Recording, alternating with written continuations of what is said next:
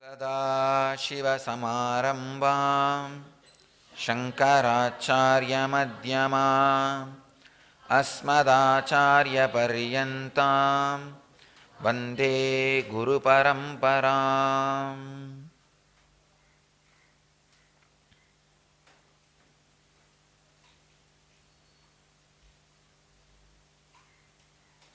I welcome you all with my love and respects.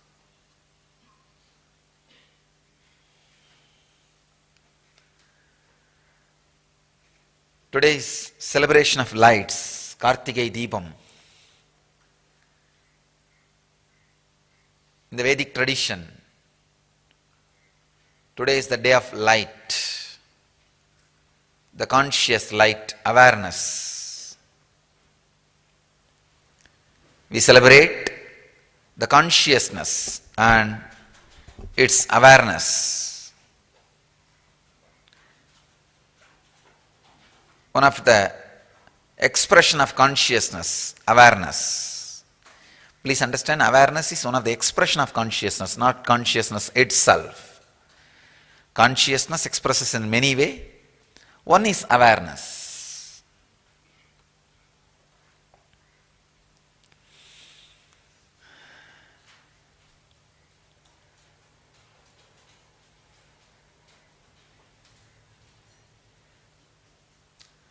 One of the oldest celebration in Vedic tradition is this Kartikei Deepam festival. In North they call it Dev Deepavali.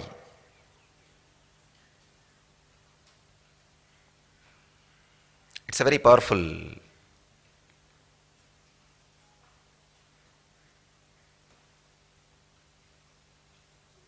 understanding which is celebrated in this day. Morning they light one light in front of the main energy center in each city. Each city has energy center in Vedic tradition. We call it Garbha Mandir or Brahmarandra. Each city has its own Garbha Mandir, Brahmarandra. Based on that, the Vastu line is drawn, and with that, the whole city gets developed. See, all over India, all major cities will be developed around a temple. We call that as Brahmasthana or Garbha Mandir. Each city, you name it, I can tell very clearly. There will be a Brahmasthana, Garbha Mandir. Around that, the whole city will develop. All big cities in India. Still, there are hundreds of cities in India. There is a law, you can't build taller structure than the temple tower. You can't build taller structure than the temple tower.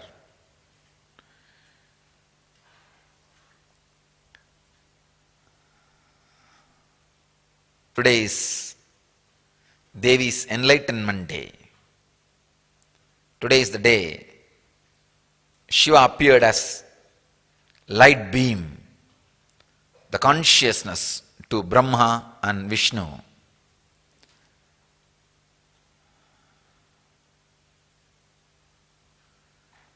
Brahma is the highest intellectual possibility. Vishnu is the highest infrastructural possibility. Please understand, matter has two parts, mind and physics. Mind also is matter.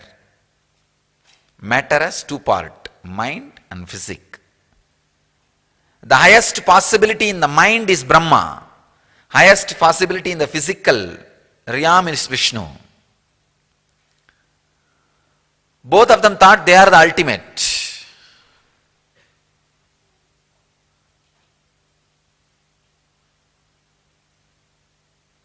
Usually it happens when you reach something extraordinary in any one field, you just feel Done. You are the highest. So Shiva has to liberate them, give them enlightenment, the ultimate compassion. Asu dosha means easily pleased. Bol Baba means innocent.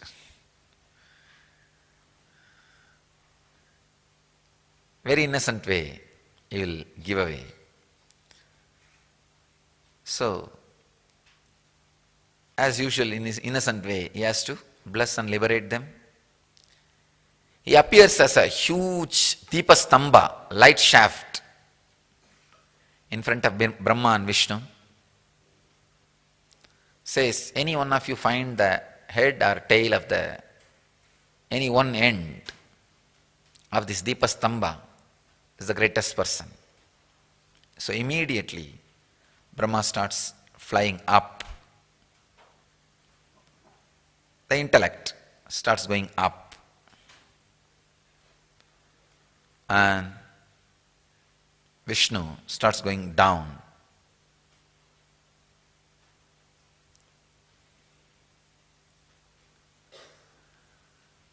The whole search starts.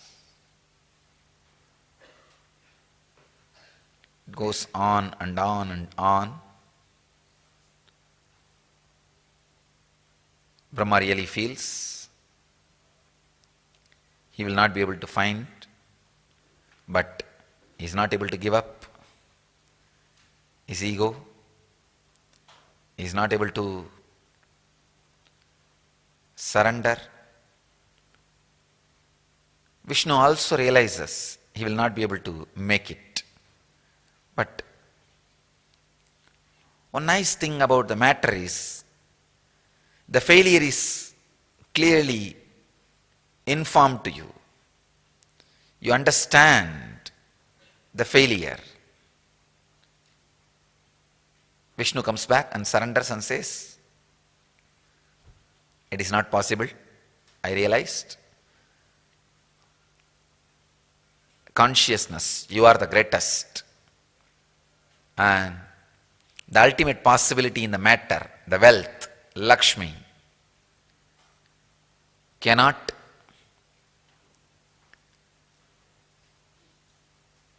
give ultimate enlightenment. It cannot give ultimate possibility. It's a great thing. Having wealth is great, nothing wrong. But that itself is not the purpose of life. That itself is not ultimate. It's just an utility. Good utility. Having good food, good clothes, good education, good medical care and good infrastructure to stay is perfect, great, but not ultimate.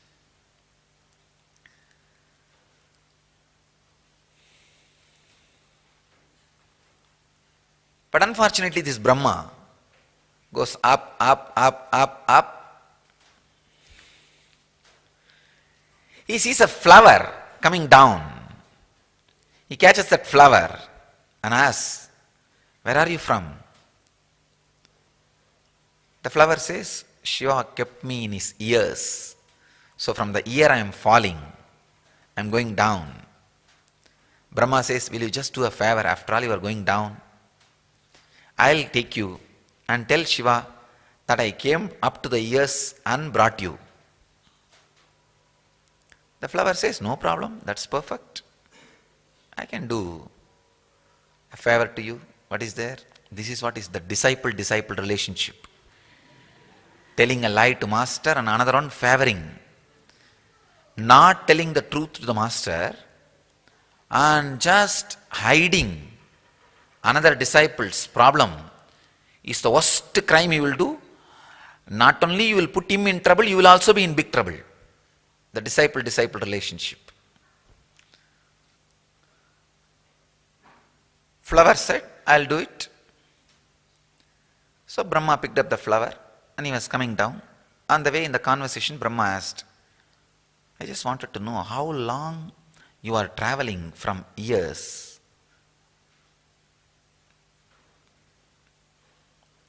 The flower said, no, just the 4 Brahmas age I am falling. This guy had the shock, oh God, To reach the ears of Shiva, I need 4 Brahmas' life. Then how can I tell I brought you from the ears? Flower says, I also don't know. If you tell, I'll just stand and say, okay. So they try to play their foolish game. And Brahma comes down and says, Mahadeva, I reached your head. From your ears, I brought this flower. See, witness. Shiva asked, what do you say about it? That flower said, yes, yes. He brought me from the, yes. Shiva just opens his third eye. Immediately, Brahma is shaken. Brahma knows, after all, he can't hide. And Shiva curses because of your lying, unstable structure. Nobody will worship you in the planet Earth, and you will not be the measuring scale for anything. That is why the mind can never be a measuring scale for anything in the world. Even for your spiritual growth, your mind can never be a measuring scale. Because morning it will show you are in ecstasy, already enlightened. Evening it will tell you, phew, you an enlightenment? Whom are you cheating? Brahma. Understand? The in charge of your mood swing is Brahma. So even if you are caught with Vishnu, great. Don't worry, you will finally fall at the feet and get enlightened. Never get caught with Brahma. Because the swing Brahma does is unimaginable. Just like the tongue. It can speak anything into anything. It can tell anything into anything. Mind.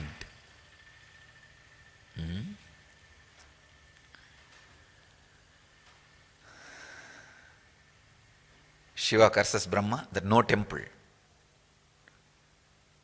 That is why Brahma has no temple.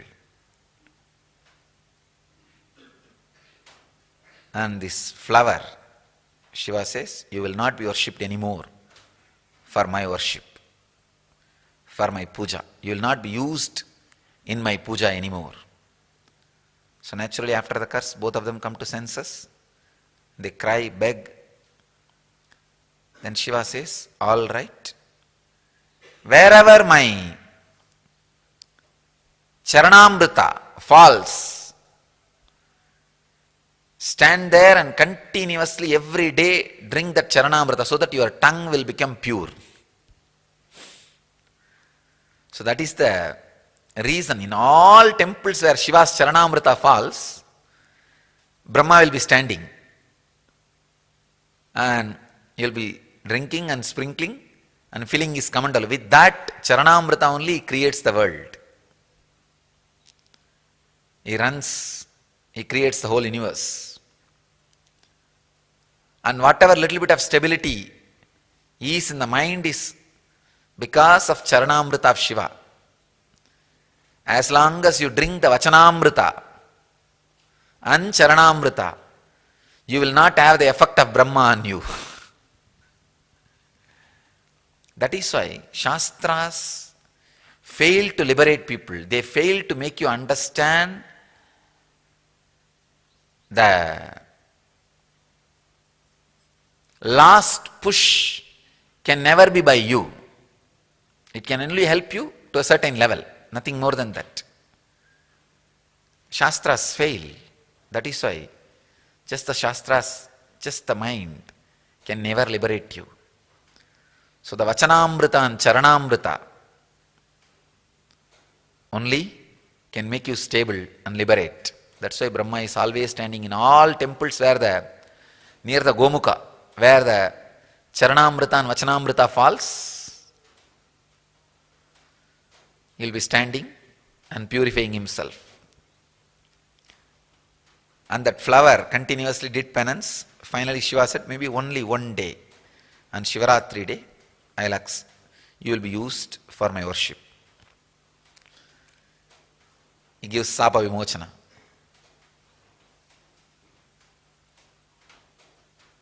Today is the day when Shiva stood as the light beam. And from today to Shivaratri, Brahma and Vishnu were searching. And Shivaratri day they come back and surrender and declare their inability. And Shivaratri day is the day Shiva blesses Vishnu and liberates and punishes Brahma and finally liberates him.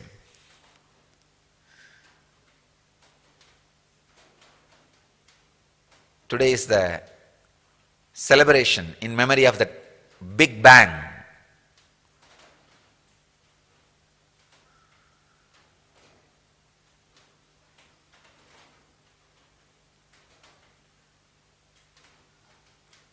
Another one surprising thing you need to understand, the Vedic calendar, they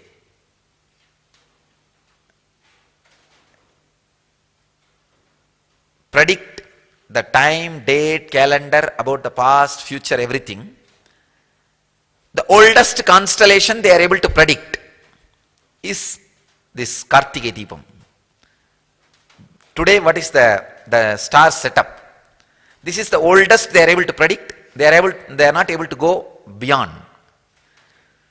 So maybe we can say that as per the Vedic calendar, today is the first day. Today's constellation is the oldest constellation. They are able to push their intelligence. Beyond this, they are not able to push. Their calculation method is failing. So in a way, the time started from today. The Big Bang happened today. The time started today. The concept of time started today. Beyond today, the concept of time does not exist. So from now, the concept of time has started. From today, the concept of time started. That is why this is the oldest festival. I can understand the consciousness when it stood as a light beam and created time, matter, everything. That's what we call Big Bang. That is why the Vedic rishis are also able to predict only till today's constellations, star setup. Beyond today, they are not able to go. I was really surprised when I read an article related to this subject. I thought, after all, prediction is just a formula. You can go, just it's a circle. How can that circle stop at some point? I was really shocked. They are able to very clearly, logically prove that beyond this constellation, anything they try to do, the formula is not working out. The formula fails. So the formula about time which we have in Vedic system is able to predict the last day of constellation they are able to predict is that Kartikeya Deepam. This means the Purnima, Kritika Nakshatra, both merging and appearing on the same day. Purnima Tithi and Kritika Nakshatra. When they try to go beyond, the formula is not able to give the consistent result. Formula fails. So whatever Vedic tradition knows about time starts from the day of Purnima and Kritika Nakshatra's juncture. Today is the day Devi became enlightened.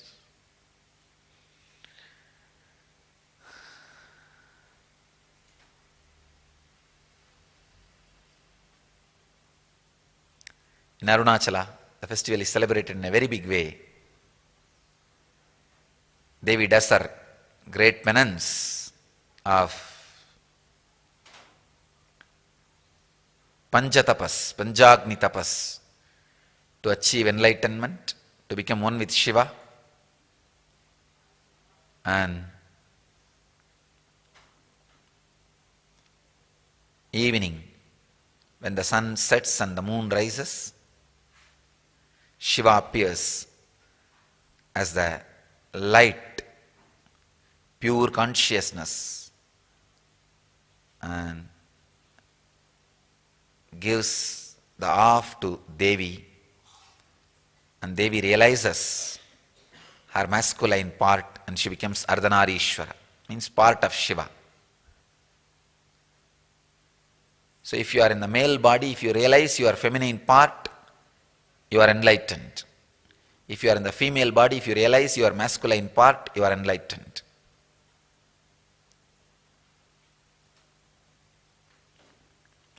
If you realize the other part, you are liberated, enlightened. You experience the same thing what Devi has experienced. This 10 days of Brahmotsavam, each day Shiva liberates. Shiva gives enlightenment to one person. The whole 10-day festival is all about giving enlightenment to different people. The first day, Adhikaranandi, Nandi receives enlightenment. The next day, Indra and Devatas, they receive enlightenment. That's why in the first day festival, Shiva will come on the Nandi Vahana, Adhikaranandi. The second day on Indra Vimana.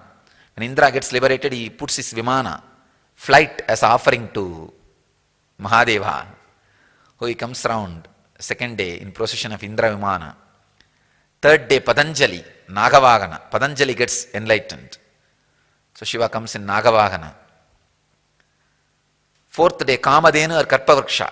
Both of them get enlightened. Vasishta offers both of them. Vasishta, Sabdarishis get enlightened. So after their enlightenment, Vasishta offers Kamadhenu and Kalpataru to Shiva.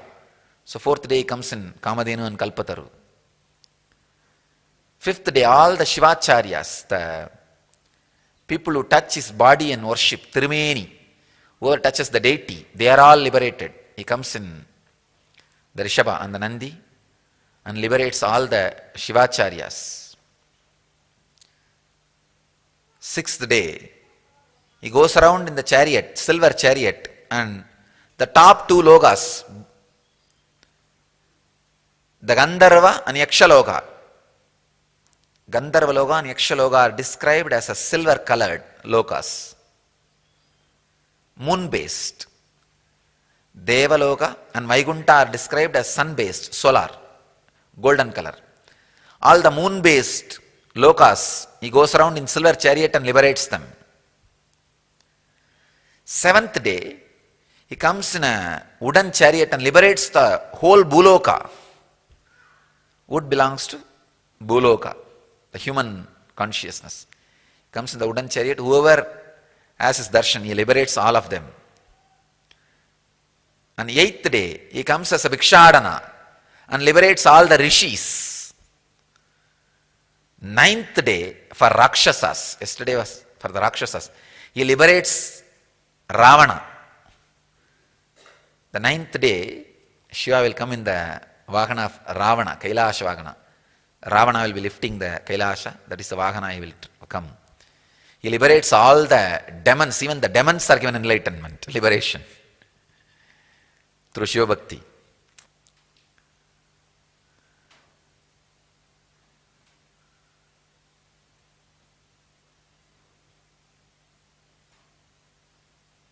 Ravana was initiated into Anandagandha by Mahadeva, Shiva. Fool had only Satori, did not work for enlightenment, Samadhi. And the way he got diverted. That's why Rama has to go and kill. Even Rama was not able to kill him. Only after attacking him on Anandagandha, Rama was able to kill him. The Amrita Kalasha was there on Anandagandha, only when that broke, Rama was able to kill him. But anyhow, Rama, because he killed a Shiva Bhakta, Shiva's devotee, Brahmahati, came on him and he has to come and do Shiva Puja in Rameshwara to liberate himself from that Brahmahati. Shiva liberates Ravana and liberates Rama also from the Brahmadhya dosha.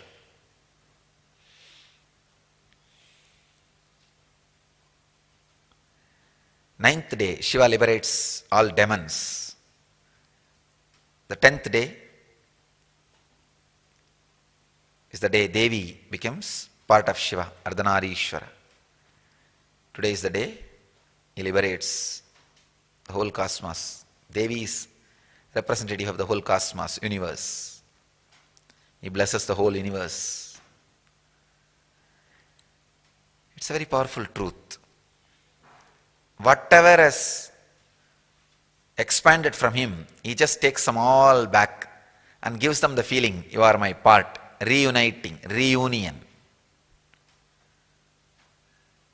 So, all the lamps which has become different, this is the Prakriti, Devi.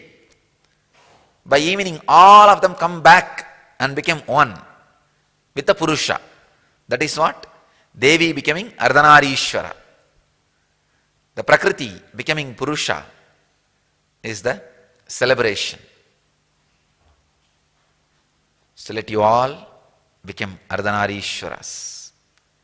Experience Purusha consciousness. Become one with Shiva. Let you all achieve, experience, live, express, radiate the eternal bliss, Nityananda. Thank you.